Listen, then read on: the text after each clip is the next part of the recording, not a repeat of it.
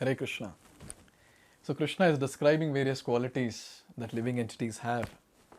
And he's saying that all those qualities comes from me.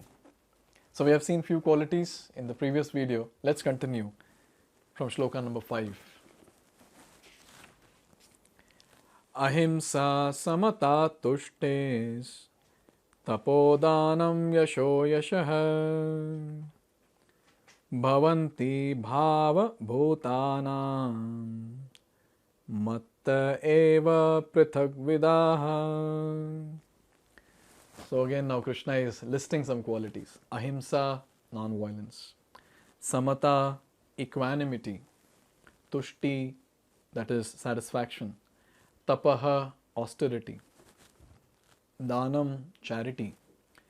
Yashaha, ayashaha, fame and infamy.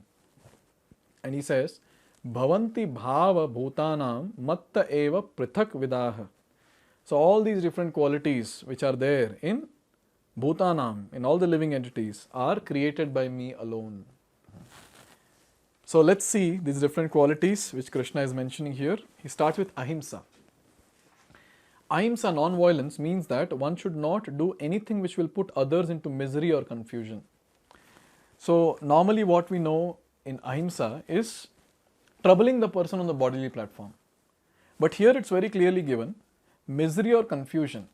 So misery may be on the bodily platform, but confusion is surely on the mental platform. So we shouldn't put a person into some situation where he becomes completely bewildered and confused because of us. So that is actually violence. So we have to make sure that when we are speaking to people, when we are trying to help them out, no, they shouldn't get confused with various things. So we should be truthful and straightforward. And another thing that is given is, ahimsa means that people should be trained in such a way that the full utilization of human body can be achieved. The human body is meant for spiritual realization. So any moment or any commissions which do not further that end commit violence on the human body. That which furthers the future spiritual happiness of people in general is called non-violence. So this is another very, very elevated definition of non-violence. So we have got this body for attaining Krishna. There is no other goal apart from this. But then when we don't use it for attaining Krishna, I mean for practicing bhakti and going back to Godhead, we are actually doing violence to ourselves. And when we encourage people to do sense gratification, like many people in this world are doing in various ways, they are actually doing violence on people around. Why? Because the human body is getting troubled. It is not used properly in service of Krishna, and it is not used to go back to Godhead. So this is the problem that is there. So this is a very, very important point to note, that when we don't utilize the human body in service of Krishna, we are actually committing violence. And so it is a sin. Samata. Let's discuss samata now. Equanimity refers to freedom from attachment and aversion. To be very much attached or to be very much detached is not the best. This material world should be accepted without attachment or aversion. That which is favorable for prosecuting Krishna consciousness should be accepted. That which is unfavorable should be rejected. That is called samata, equanimity. So everything in this world that is there belongs to Krishna. So, and one of the important thing is, when we utilize that for our sense gratification, and when it is actually helping our sense gratification, what happens? We get attached to that particular thing or person. And when something is not helping in our sense gratification, be it something or person, we start hating. So this particular quality, samata, it says that we shouldn't have this hatred towards some and attachment towards some. That is not very good, for a person who is practicing Krishna consciousness. What are we supposed to do? How should be our love and hate be decided? Attachment and aversion should be decided based on what is helping in my Krishna consciousness, not sense gratification. Whatever helps me in Krishna consciousness, that is favorable, I should accept it immediately. But what is not helping me, I should immediately reject. This particular thing of anukulyasya sankalpa, pratikulyasya varjanam, this particular quality of accepting what is favorable, rejecting what is unfavorable, is a sign of surrender to the lotus feet of Krishna. So we have to analyze if we are doing this activity or not. tushti, satisfaction, means that one should not be eager to gather more and more material goods by unnecessary activity. One should be satisfied with whatever is obtained by the grace of Supreme Lord. That is called satisfaction. This quality of satisfaction, if someone can get, that person can become happy in life. So when we are practicing Krishna consciousness, this tushti comes automatically when it comes to material life. Because the person starts understanding that nothing is in my hand, it's all in Krishna's hand. So let me give my 100%, and if Krishna wants to give me some result, let him give. If he does not want to give, it's his wish. So in this way, this tushti, satisfaction, plays a very important role, not just in devotee's life, in everyone's life. Because if there is no satisfaction in the heart, the person cannot live his life. He's just existing, he's not living. So it's very important to somehow become satisfied in life with whatever we have. Instead of hankering more and more and more, the person can analyze that how he is blessed with so many things that Krishna has given and be satisfied with whatever he is getting from grace of Krishna. So in this way, this quality of tushti plays a very important role for living a very happy life. Now another one that is given is tapas. Tapaha means austerity or penance. There are many rules and regulations in the Vedas which apply here, like rising early in the morning and taking a bath. Sometimes it is very troublesome to rise early in the morning, but whatever voluntary trouble one may suffer in this way is called penance. Similarly, there are prescriptions of fasting on certain days of the month. One may not be inclined to practice such fasting, but because of his determination to make advancement in the science of Krishna consciousness, he should accept such bodily troubles when they are recommended.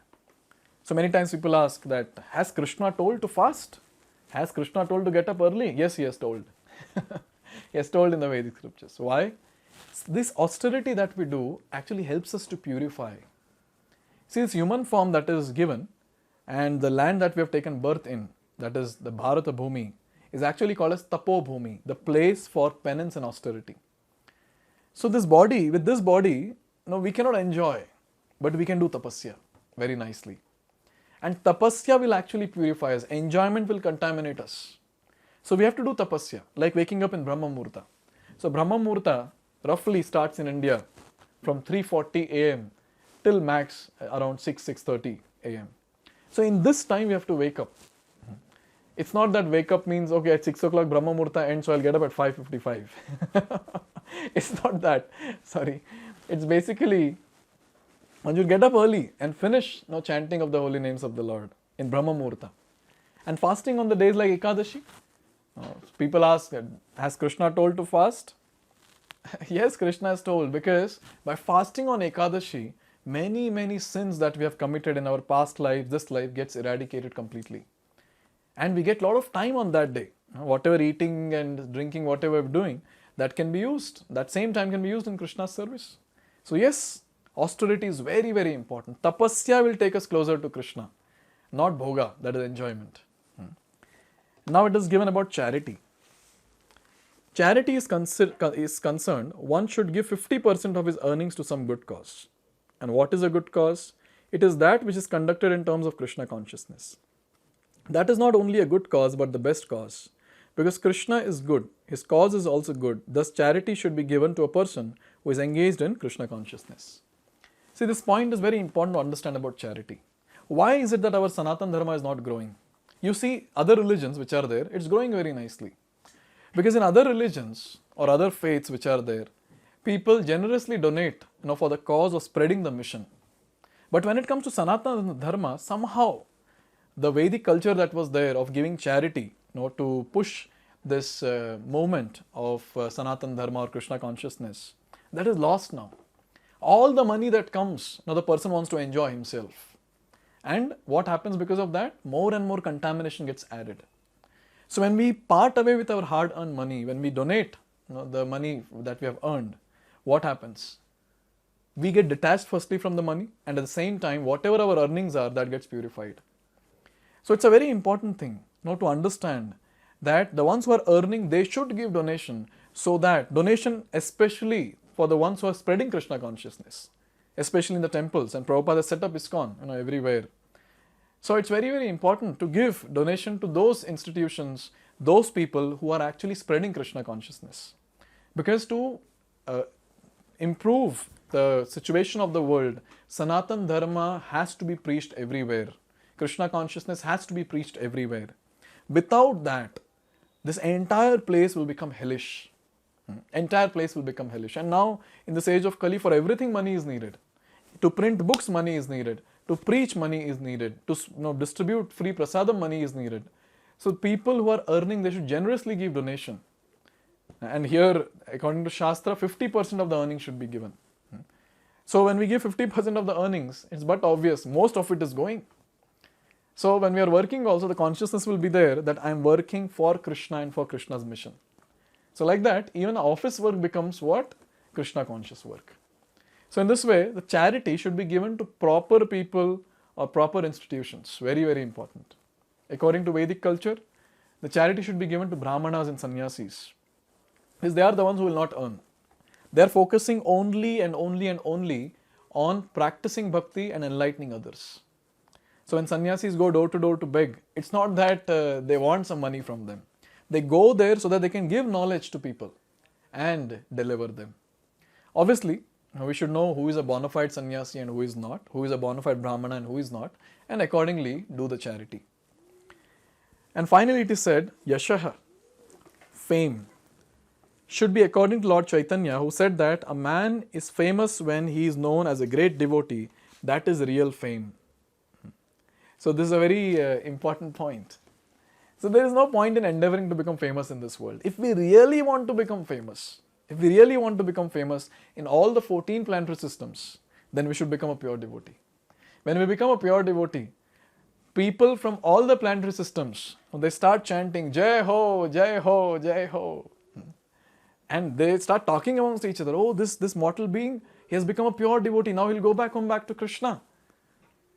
So becoming a pure devotee, becoming a very nice devotee is actually becoming famous in all the 14 planetary systems. Not just that, even in spiritual world, the people there, they notice a pure devotee.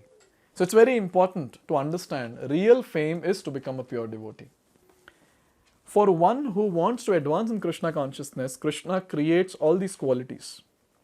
But the person develops them himself from within. One who engages in the devotional service of Supreme Lord develops all good qualities as arranged by Supreme Lord.